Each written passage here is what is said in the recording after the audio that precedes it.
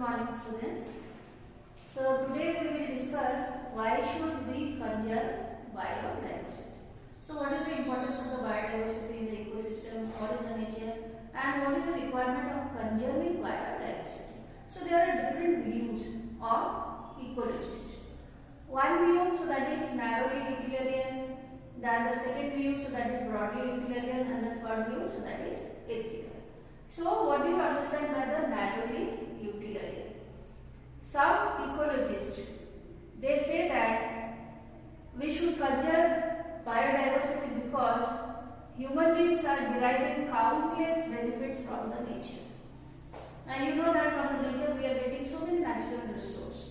Either you take it the food, or you take it the timber, or you take it the firewood, or the construction material, or the medicines, or dye, or resin. So there are so many things we are getting from nature, or fruits and the vegetables. So all these are the natural resources and we are getting from the nature. So why should we conserve biodiversity? If we are not conserving biodiversity, then all these natural resources we are getting from the nature, we will not get a receipt from the nature. For example, more than 25% of the drugs or the medicines they are obtained from plants. So even the medicine also we are obtaining from the plants. And all the plant and the animals they are found in the nature, in the ecosystem. So if we are not taking care of all the plants and animals, then there will be loss of biodiversity and the human being cannot derive all these benefits from nature. So this is a narrow thinking. We are only thinking about ourselves. We are only thinking about our own benefits. We are not thinking about nature. Now the second view, so that is called broadly utilitarian. Biodiversity plays a major role in ecosystem services that nature provides. Nature is providing many ecosystem services free of cost. Nature is not taking any cost. If you go to market to buy anything, then you have to pay the cost. You pay the value, then only you can get the product. But nature is not doing like this. Many things we are getting from the nature free of cost. Like for example, suppose you take water. Nature is not taking any cost to provide you water. Nature is not taking any cost to provide you free air or the soil. So many things we are getting from the nature free of cost, and that is called ecosystem services.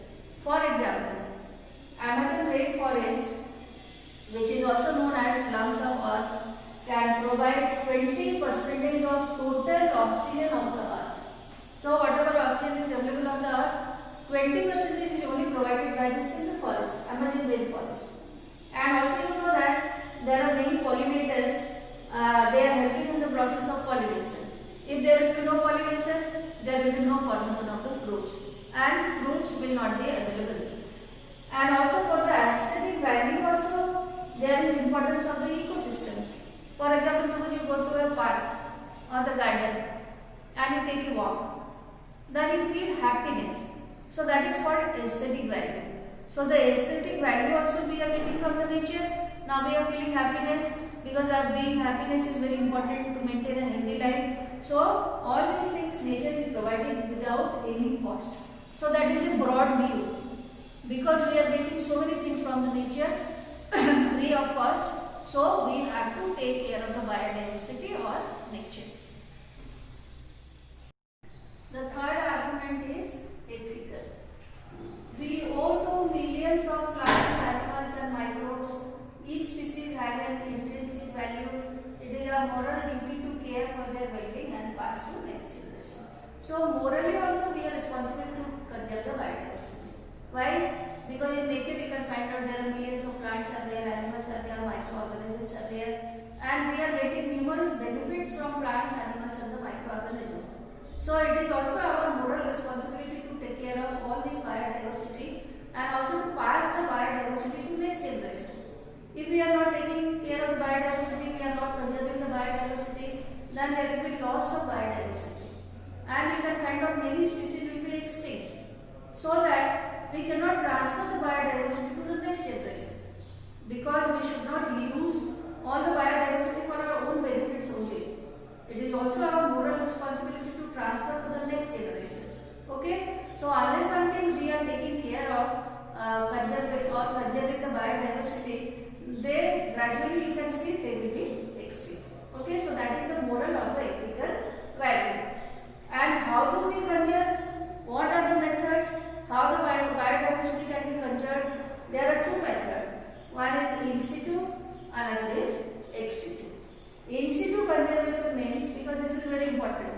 Always in board you get question. In situ conservation means conserving the natural habitat. We are not making any kind of manipulation. Now, as the plants and the animals they are available in the wild conditions, now we are taking care so that we can preserve or we can conserve the biodiversity. All over the world you can find out there are many spots which are very rich in biodiversity. So these are called hot spots. Okay, and also there are many species which are endemic. Endemism. One word is there, endemism. Endemism means plant and the animals which are only found in that particular area. They are not seen in any other part of the world. So these kind of the species they are called endemic. If you are not conserving the hotspot, then these endemic species will also gradually become extinct. So we need to take care of the hotspots. And there are altogether 34 hotspots are there. In India, there are 3 hotspots: Western Ghats and Sri Lanka, Indo-Burma and Himalaya. So in India also there are so many states are there, but altogether how many hotspots are there? So there are only 3 in number. In this area only the biodiversity, so that is found in maximum number. So what is our responsibility? Our responsibility is to take care of the hotspot, because now also you can see there is habitat loss in the hotspot also. And if there is loss of habitat, then automatically there is loss of biodiversity. So this is the way how in situ conservation can be done. So for in situ conservation, government has built biosphere reserve, national parks, sanctuaries, and biodiversity rich area they are legally protected. So naturally that in the wild condition where the plant and the animals they are available, so these wild conditions, these habitat they are very big area. So these big areas they are actually legally protected by the government by making the sanctuary or the national parks and the biosphere reserve. So there are 14 biosphere reserve, 90 national parks and 448 wildlife sanctuaries are there, where all the animals and the plants are protected so that we can conserve biodiversity. Then what is sacred group? Sacred group means India has religious and cultural traditions. Only we know that we are having religious values, and because of religious value, many plants and the animals they are also protected. Like for example, you take Tulsi plant or cow. We worship Tulsi plant and the cow, so we will not damage the plant or the animals. So because of the religious value and also the cultural value, like for example, you take any tribes. In many parts of India, you can find out there are many tribes are there now who are protecting the plant and the animals because of the cultural traditions. So in this way also the plant and the animals or the biodiversity they are conserved. For example, Khasi and the Jalkia hill in Meghalaya, Aravalli hills of Rajasthan, Western Ghats of Karnataka and Maharashtra, in MP, Sarguja, Chanda and the Bastar and the Meghalaya. In all these states you can find out there are many tribal people are there who are taking care of so many plants and the animals, and because of the religious and the cultural traditions, these plants and the animals they are protected. So this is called sacred group. Approach of biodiversity conservation, so that is ex situ conservation. Ex situ conservation means the threatened plant and the animals they are taken from the natural habitat because the life is at threat, and they are kept in some protected areas. So that is called ex situ conservation. So that the proper natural habitat that is also provided, and the proper food and care is also provided to the plant and the animals so that they can survive. Because you can find out there are many plant and the animals which are not found in the wild conditions. In wild conditions they are extinct, but in captivity you can find out now also they are surviving. For example, zoological park or the botanical garden or wildlife safari. Now there you can see many plant and the animals which are not seen in wild conditions, but they are seen in protected conditions. Besides these also there are so many other methods are also there. There are many new techniques are there. For example, cryopreservation, tissue culture and the seed bank.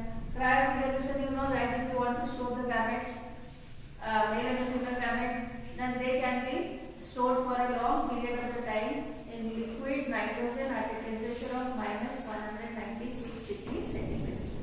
And tissue culture also, you know that if you can take a small tissue of any plant, then from that small tissue, hundreds and thousands of the plants can be grown. Similarly, in the seed bank also, seeds can be stored for many years, because all of you know that the seed is having its own viability, own life period, and after life period, if you are sowing the seed, then new plant will not develop. But in the seed bank, there are techniques are there how the seeds they can be preserved for long period of the time. So these are all the different approach of ex situ conservation. So there is no political boundaries for biodiversity. You know that there are so many other continents are there, and in different continents there are different types of biodiversity. So all the biodiversity they should not be separated.